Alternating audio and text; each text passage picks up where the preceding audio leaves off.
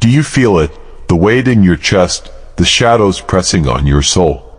It's heavy, isn't it? Almost unbearable, like a chain wrapped around your heart, pulling you down with every misstep. I know that weight. I've carried it too.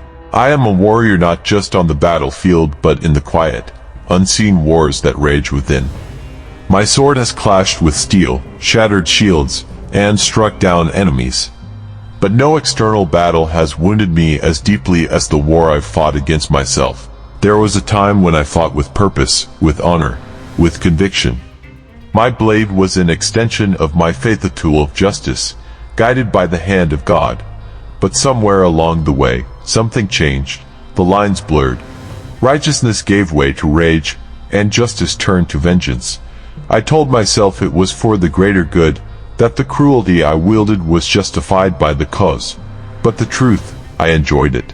I reveled in the fear of my enemies, in the power that surged through me as I watched them fall.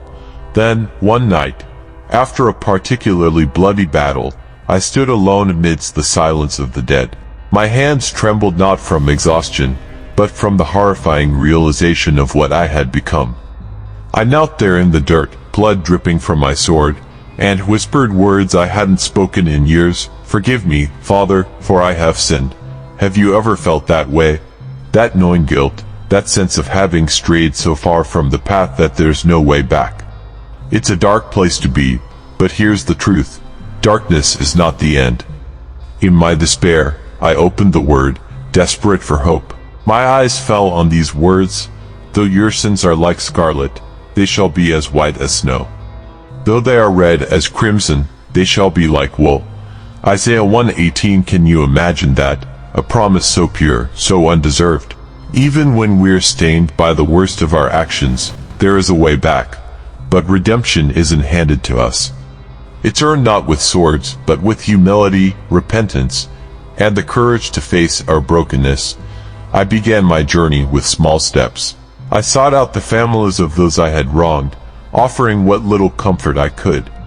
I prayed not for strength, but for forgiveness, for understanding. Slowly, the chains around my heart began to loosen. The scars remained. They always do. Living with the reminders of who you've been is the hardest part. But if you're feeling the weight of your own mistakes, know this: you are not alone. Every warrior stumbles. Every soul carries its burdens. The question is, will you let that weight crush you, or will you rise? Remember Peter, who denied Christ 3 times in his darkest hour. Imagine the guilt, the shame. Yet Christ forgave him, not only restoring him but building his church upon him. If Peter can be redeemed, so can you, so can I. The path to redemption is never easy, but it is always possible. The choice is yours. Will you take the first step?